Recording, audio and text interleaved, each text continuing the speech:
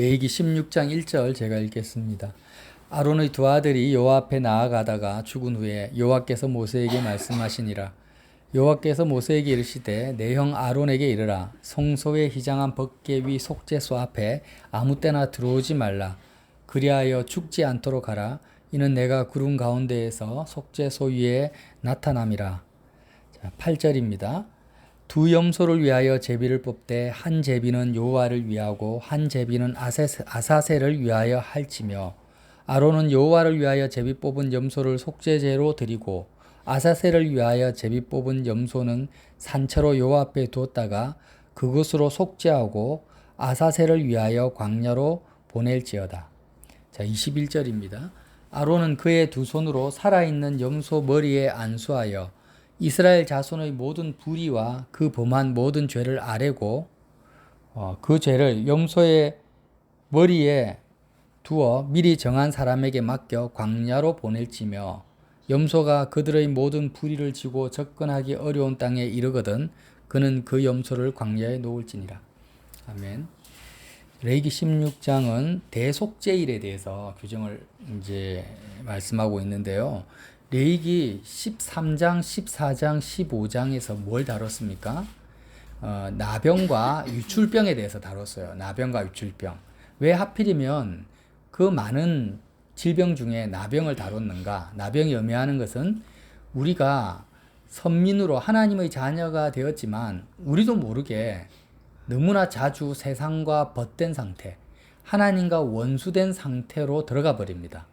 그래서 영적으로 세상과 벗된 상태가 영적인 이 눈에 안 보이잖아요. 눈에 안 보이는 영적인 상태를 실제로 체감할 수 있는 육적인 상태로 보여주신 질병이 뭐냐면 나병이라는 거예요. 나병이 되면 몸에 감각이 없어요.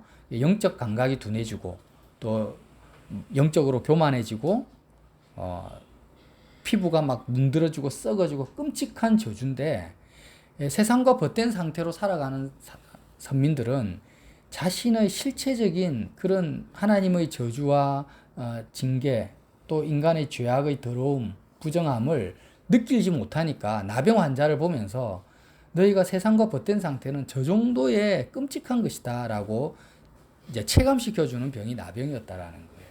그리고 15장에는 유출병에 대해서 나와 있는데 이렇게 세상과 벗된 상태에서 우리가 말하는 모든 말, 우리의 행동, 내 안에서 나오는 모든 것이 사람을 더럽힌다라는 거예요. 그래서 내가 선한 말을 하든 내 생각에 선한 말을 하든 위로하는 말을 하든 사랑한다고 이야기하든 상관없습니다. 내 안에서 나오는 모든 것은 사람을 더럽히고 죽이고 병들게 하고 파괴시켜버리는 게 유출병이라는 거예요. 그래서 레위기 13장, 14장, 15장에 나병과 유출병을 통해서 하나님이 이스라엘 백성에게 보여주시고자 했던 것은 뭐냐면 너희들의 그 정체성이 뭐냐. 정말 인간, 하나님을 떠난 인간의 상태가 이렇게 끔찍하고 오염시키고 모든 것을 더럽히고 부정하게 하는 존재라는 것을 가르쳐 주신 것이 15장까지의 말씀이고 16장은 이제 뭐냐면 이런 인간이 거룩하신 하나님, 살아계신 하나님을 만나려면 어떻게 해야 되는지에 대해서 16장에 말씀하신 거예요. 그래서 앞에 아론의 두 아들 나답과 아비후가 자기 자신의 모습과 하나님의 그 살아계심을 모른 채 무지한 상태로 성소에 들어갔다가 잘못 분향해서 죽은 그 사건 후에 말씀을 하셨다라는 거예요. 그래서 너희들은 이제 이런 나병과 유출병과 같은 이런 영적인 죄악된 상태를 속죄하기 위해서는 이스라엘 모든 백성을 모아놓고 특별히 오늘 여러 가지 절차들이 있는데요. 그 중에서 핵심적인 말씀을 읽었습니다. 염소 2마리를 뽑는데 제비 뽑아서 한 염소는 여호와를 위해서 속죄제를 드려요. 죽여서 피를 흘리게 하는 거예요. 한 염소는. 그런데 나머지 한 염소는 죽이지 않습니다. 살아있는 상태로 아사셀을 위하여 하나는 여호와를 위해서 속죄제를 드렸죠. 근데 하나는 아사셀을 위하여 살아있는 상태로 모든 백성의 죄를 짊어지고 광야로 내보내버리는 거예요.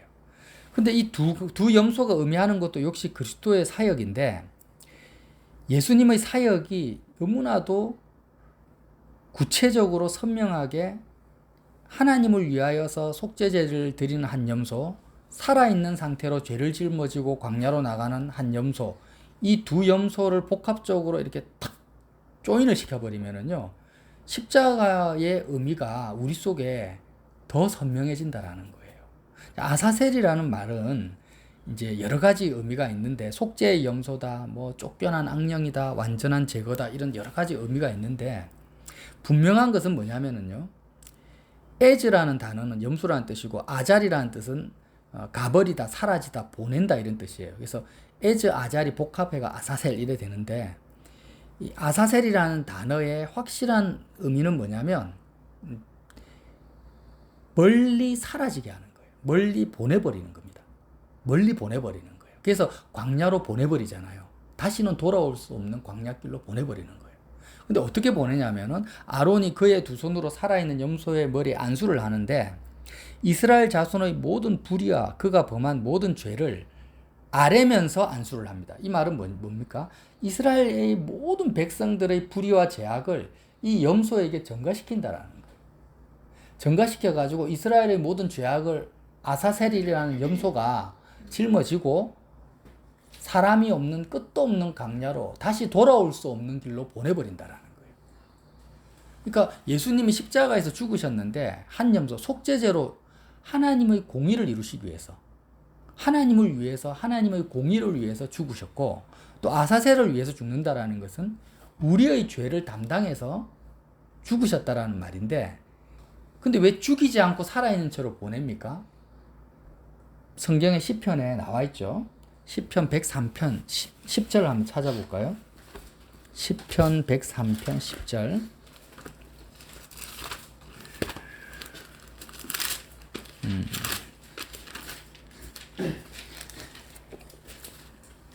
제가 읽어드릴게요. 우리의 죄를 따라 우리를 처벌하지 아니하시고 우리의 죄악을 따라 우리에게 그대로 갚지 아니하셨으니 이는 하늘이 땅에서 높음 같이 그를 경외하는 자에게서 그의 인자하심이 크심이로다. 동이 서에서 먼 것 같이 우리 죄가를 우리에게서 멀리 옮기셨으며, 동이 서에서 먼 것 같이 우리 죄가를요 우리에게서 멀리 다시 돌아올 수 없는 그 위치로 아사셀을 광야로 보내듯이 멀리 옮겨버리는 그 사건을 십자가에서 주님이 이루셨다라는 거예요. 그래서 이렇게 하신 이유는 아버지가 자식을 긍휼히 여긴 같이 여호와께서 자기를 경외하는 자를 긍휼히 여기시나니. 그러니까 여호와께서 자기를 경외하는 자를 긍휼히 여기시는 방법이 뭐냐면 아사셀이라는 거예요. 자, 우리는요 이 말씀 너무나 잘 압니다. 우리의 죄가를 동이 서에서 먼 것 같이 멀리 옮기셨다라는 말씀도 알고, 대속죄일 날 아사셀 염소에 대한 내용도 들어보셨죠? 멀리 우리 죄가를 옮기셨어요. 그런데 여기서 우리가 이제 정말 잊지 말아야 될 것은 뭐냐면, 아사셀을 위하여라는 것은 우리를 위하여거든요. 첫 번째 염소는 하나님을 위해서죠. 두 번째 염소는 아사셀을 위해서요. 아사셀을 위하라는 것은 우리를 위하라는 거예요. 우리 죄가를 멀리 옮기셨다라는 것은요, 다시 돌아올 수 없는 길로 보내버렸잖아요. 하나님을 믿는 선민들을 다시 돌아올 수 없는 먼 광야로 내보내셨다라는 거예요. 죄라는 것은, 성경에서 죄라는 것은 무엇입니까? 하나님과 세상이 있는데 우리 마음을 하나님이 아니라 세상을 향하는 것, 관역이 빗나가는 것. 우리 마음이 세상과 벗된 상태, 세상과 관여된 상태로 살아가는 우리의 마음 상태가 죄악된 마음 상태란 말이에요. 그런데 그런 우리의 마음 죄악을 아사셀 염소에게 안수함으로 다 짊어지게 해가지고 우리의 죄악을, 세상과 벗된 이 죄를 짊어지고 다시 돌아올 수 없는 길로 완전히 보내버린 거예요. 그 말이 무슨 의미냐면, 우리 죄를 동에서 서가 먼 것 같이 보내셨을 때 우리라는 존재 자체도 세상과 그렇게 다시는 돌아올 수 없는, 다시는 세상으로 돌아올 수 없는 길로 우리를 보내버리셨다라는 거예요. 우리는 자꾸 이렇게 생각하는 거예요. 많은 그리스도인들이 우리 죄를 동이 서에서 먼 것 같이 보내버리셨다. 그래, 이제 나는 죄사함 받았다. 그러면 앞으로 어떻게 세상에서 잘 먹고 잘 살 것인가? 하나님의 복을 받을 것인가? 이렇게 생각하는 것은 아사셀 염소가 그 의미하는 행위 제사에 전혀 맞지 않는 생각이라는 거예요. 자, 하나님이 아론으로 하여금 이스라엘 모든 죄악을 아사셀 염소에게 짊어져 가지고 살아있는 상태, 죽은 상태가 아니에요.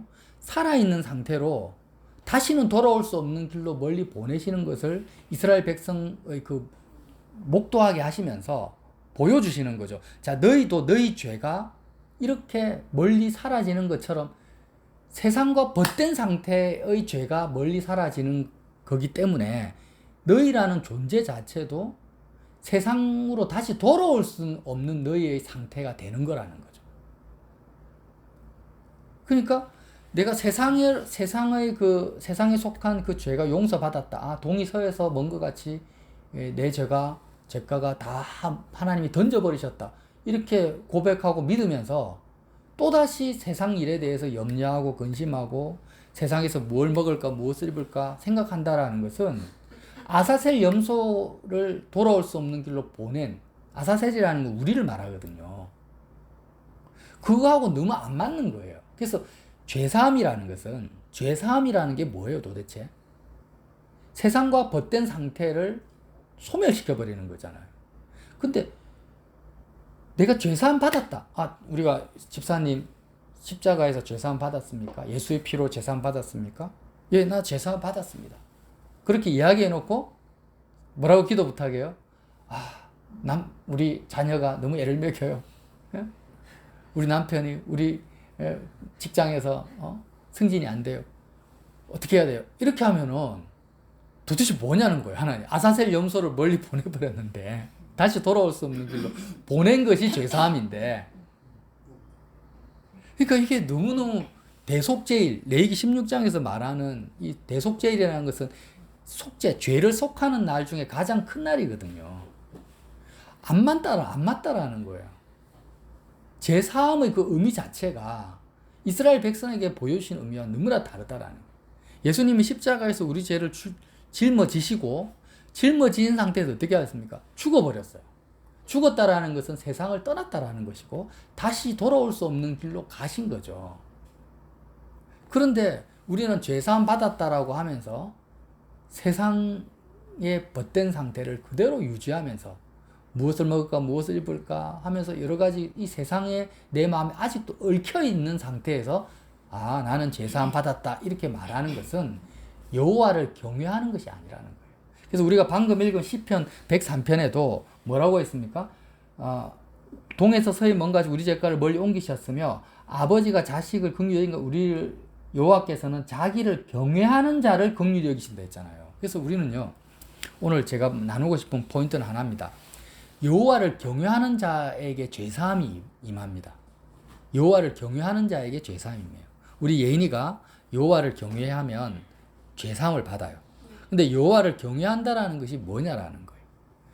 첫 번째는 내가 어떤 존재인지를 알아야 되죠. 나병 환자와 같고 유축병 환자라는 나라는 존재를 알아야 되고 여호와가 어떤 분인지를 알아야 되죠. 정말 거룩하시고 죄가 없는 살아계신 하나님. 그러니까 자기 자신의 상태도 모르고 하나님이 어떤 분인지도 모르는 상태에서 나답과 아비후가 함부로 성소에 딱 들어가니까 여호와를 경외한 게 아니란 말이에요. 하나님이 이스라엘 백성을 미워하셔가지고 죽이신 게 아니라 하나님은 긍휼이 많으신데 이거는 하나님의 진노와 징계라기보다는 그냥 존재적 격차로 인해서 발생되는 현상이에요. 이스라엘 백성이 성소에 들어가면 죽어버리잖아요, 지금. 근데 죽는 이 현상이 하나님이 야, 이놈 맛 좀 봐라 하고 심판을 하신 게 아니라 너무나 다른 빛과 어둠의 존재적 격차로 인해서 그냥 발생되는 현상이라는 거예요. 그래서 하나님이 죽지 않게 하시려고, 하나님을 대면하고 만나도 죽음을 당하지 않게 하시려고 이런 속죄일을 정하시고, 이렇게 하려면 아론아 너가 이렇게 해야 된다. 너를 위해서 염소를 잡고 이스라엘 백성을 위해서 또 염소를 잡아라. 이런 식으로 이제 규정을 만들어 놓으신 거란 말이에요. 그래서 여호와를 경외한다라는 것은 나를 죽이지 아니하시고 살리시는 하나님의 은혜를 내가 그대로 받아들이는 걸 말합니다. 그러니까 지금 저도 마찬가지고 우리 아이들도 마찬가지인데 유연이 같은 경우도 영인이 같은 경우도 그러죠.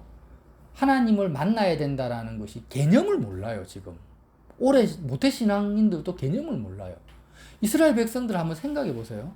하나님을 만난다라는 것은 죽는 것을 의미하며 죽는 것을 최소한 하나님 만나면 다 죽어요. 지금 하나님은 그 지성소 법계 속죄소 위에 앉아 계시고 나는 휘장 바깥에 있습니다. 그럼 휘장과 하나님 사이에 하나님과 나 사이 휘장이 가려져 있는데 그 휘장을 지나서 딱 하나님께 들어가면 다 죽어버리는 거예요. 존재적 격차란 말이죠. 그러니까 나는 나병 환자고 유출병 환자고 나라는 존재가 얼마나 죄악에 물든 존재인지를 몰라합니다. 모태신앙도 몰라요. 모르고. 그리고 모르니까 나병과 유출병을 통해서 우리 모습을 보라고 하신 거고. 그리고 나답과 아비후가 죽는 걸 보고 지금 너희가 하나님 만나는 것은 이게 단순한 문제가 아니야. 우상숭배에 찌들어 있기 때문에 이스라엘 백성이 쉽게 생각하는 거예요. 우상은 안 죽이잖아요. 존재적 격차가 없잖아요. 사람이 만들어냈으니까. 그래서 우리는요, 하나님을 만난다라는 것을 지금 우리가 좀 고민을 해봐야 돼요. 사실. 영인이도 고민을 해봐야 돼요. 아, 내가 하나님 만나는 게 뭔가. 마치 뭐와 같냐면은 수심 3,000m 안으로 들어간다고 생각해 보세요. 어떻게 돼요? 사람은 다 폭발해 없어져 버려요. 심해 잠수정을 타고 들어가는데 수심 3,000m에 한 700m만 들어가도 그 강철 잠수정이 다 수압에 의해서 부서져 버린단 말이에요. 웬만하면. 그러면 하나님을 만나는 것은 수심 1만 미터로 들어가는 것보다 더 위험한 일이라는 거예요. 조금의 틈만 있어도, 조금의 죄악의 틈만 있어도 난 즉사해버려요. 우주선을 타고 대기권을 뚫고 나가서 화성에 가는 것보다 더 위험한 일이에요. 사실. 하나님이 우리를 심판하시는 게 아니라는 거예요. 그런 존재적 격차가 있는 거예요. 그만큼 내가 더러운 거예요. 자, 그런 상태인데 이런 감각 자체가, 여호와를 경외하는 감각 자체가 값싼 은혜, 값싼 예수 그리스도의 십자가 은혜 때문에 지금 현대를 사는 우리에게는 이런 영적 감각이 없는 거예요, 지금. 그런 식으로 평생을 모태신앙으로 살아왔던 거예요. 근데 이스라엘 백성들은 최소한 우리보다는 낫단 말이에요. 눈으로 보는 거예요. 거룩한 나답과 아비후라는 아론의 제사장이 들어갔는데 바로 즉사하는 걸 보고 와, 함부로 들어가서는 안 되는구나. 하나님이 어떤 분인가, 우리가 어떤 존재인지를 알기 때문에 여호와를 경외하는 기본 A, B, C에서 A는 되는 거예요. A는. 우리는 A도 못 돼요, 사실은.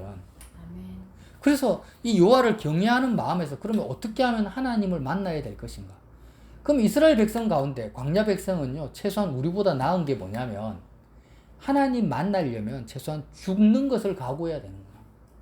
죽음의 강을 건너는 각오가 없이는 만날 수 없다라는 것을 인식을 하고 있었던 거예요. 근데 우리 아이들은 어때요? 하나님 만나는 것을 죽음을 각오하고 만나는 아이가 어디 있습니까, 지금? 여호와를 경외하는 게 하나도 없는 거예요, 사실.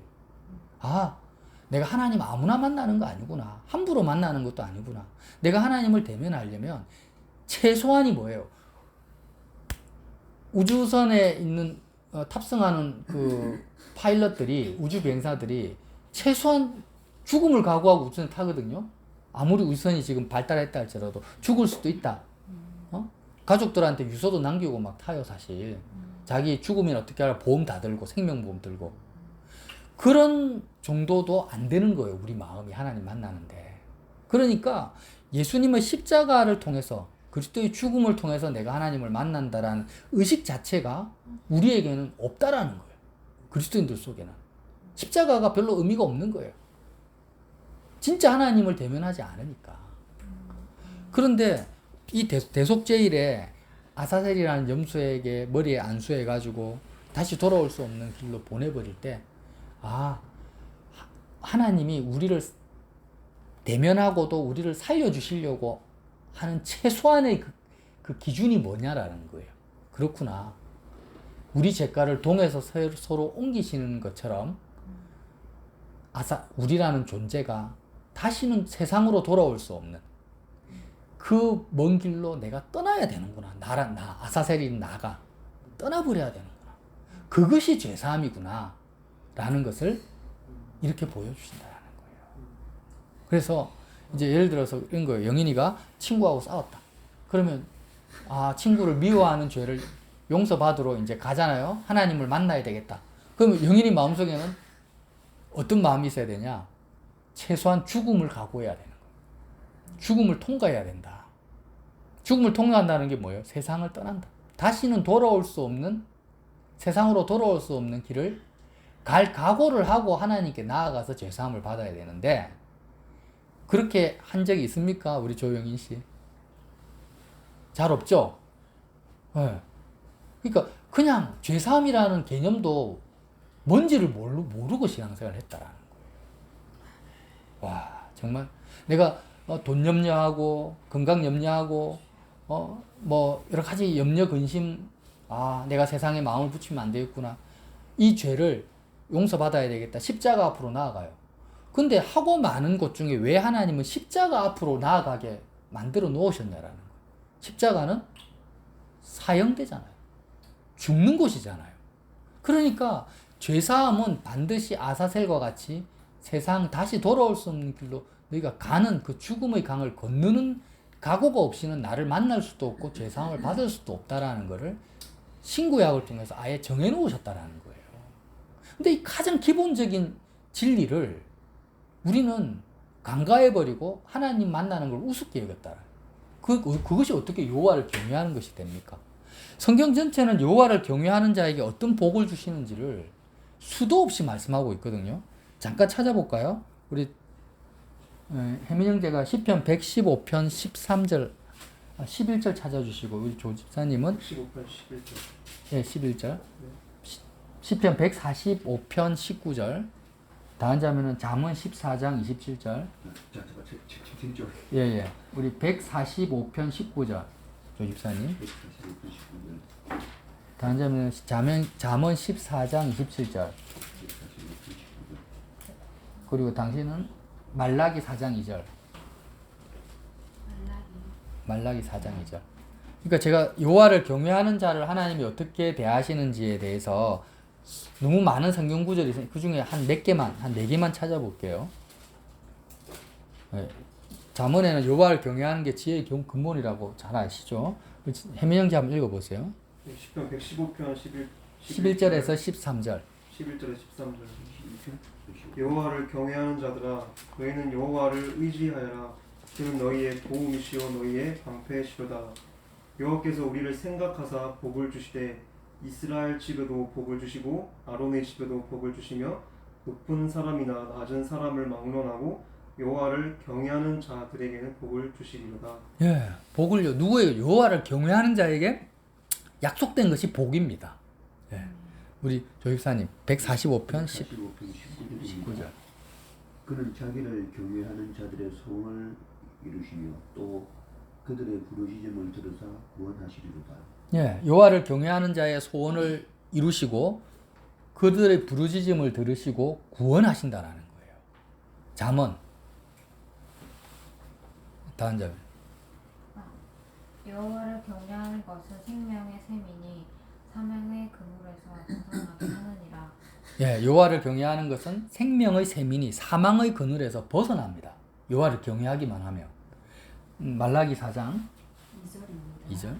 내 이름을 경외하는 너희에게는 공의로운 해가 떠올라서 치료하는 광선을 비추리니 너희가 나가서 외양간에서 나온 송아지같이 뛰리라. 예, 내 이름을 경외하는 너희에게는 뭐라고요? 공의로운 해가 떠올라서 치료하는 광선을 비춘다는 거예요. 외양간의 송아지같이 나가서 뛰리라. 내 이름을 경외하는 자에게 치료하는 광선을 비추신다라는 거예요.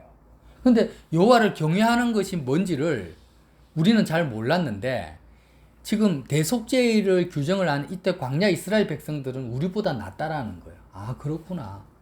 여호와를 경외한다라는 것은 최소한 여호와를 만나기 위해서는 죽음을 통과하지 않으면은 불가능한 거구나. 죄사함을 받아야 되는구나. 나의 나병과 같고 유추병과 같은 나의 모습을 보고 죄사함을 받아야 되는데, 그 죄사함이라는 의미는 다시는 돌아올 수 없는 길로 가듯이, 아사셀 염소를 보내듯이 나는 세상으로부터 완전히 다시 돌아올 수 없는 길로 가는 거구나. 그렇잖아요. 죄라는 것이 세상 하나님에게 마음이 꽂히는 게 아니라 세상에 마음이 꽂히는 게 죄잖아요. 관역을 빗나가서. 그러니까 세상에 마음이 꽂힌 상태가 사라져 버리는 거니까. 이제 다시는 세상으로 돌아올 수 없죠. 우리 죄가를 동의서에서 뭔것 같이 보내버리시니까. 그 죄사함 받았다라는 의미는 다시는 내가 세상에 대해서 살지 않으리라. 세상과 관여하지 않으리라. 오직 하나님의 뜻만이 나를 통해서 나타나게 된다라는 거예요. 그게 죄사함이라는 거예요. 그래서 얼마나 많은 예배당에서 또 많은 조직 기독교 단체에서요, 죄사함과 세상의 관계성을 설교하지 않는지 몰라요. 그래서 맨날 죄사함 회개기도 하고 나서 뭐 합니까? 축복기도 해달라는 거예요. 회개기도 하고 나서 우리 아들 좋은 대학 붙게 해달라고 하고, 회개기도 하고 나서 세상 문제 갖고 다 또 기도하는, 첫 번째 회개기도, 두 번째 뭐예요? 세상 문제 해결해달라는 기도잖아요. 물론 그 세상 문제가 하나님이 시키시는 거면 또 문제가 다르겠죠. 그러나 내가 관여하는 것은 그는 죄사함이 아니라는 거예요. 여호와를 경외하는 게 아니라는 거예요. 여호와를 경외하는 것은요, 내가 완전히 세상을 떠나버리는 것입니다. 이건 제 말이 아니고 레위기 16장에 있는 말씀을 십자가 사건으로 그대로 우리가 적용을 해서 보는 거예요. 그죠? 여러분, 제가 나눈 지금까지의 말씀 가운데 조금이라도 신학적으로나 말씀적으로 오류나 과대 해석이 있습니까? 조금만 보시면 없다라는 걸 아실 거예요. 그래서 하나님을 위해서는 죽어야 되고, 예수님이 하나님을 위해서 죽으셔야 되고, 또 우리를 위해서는 우리 죄가를 짊어지시고 죽으셔야 된 거예요. 세상을 떠나버리신 거예요. 근데 살아있는 염소를 보낸 것은, 우리는, 예수님은 십자가에서 죽으셨지만 우리는 살아있잖아요, 지금. 우리는 살아있어요. 그렇지만 다시 돌아올 수 없는 길로 가는 것이 뭐예요? 죄사함이라는 거예요. 그래서 여러분이 정말 이 속죄의 의미가 여호와를 경외하는 의미로 그대로 적용되어서 정말 여호와를 경외하는 자, 치료하는 광선이 발하여서 외양간의 송아지처럼 하나님 안에서 뛰노는 그런 매일이 되시기를 예수님 이름으로 빌어드립니다. 네.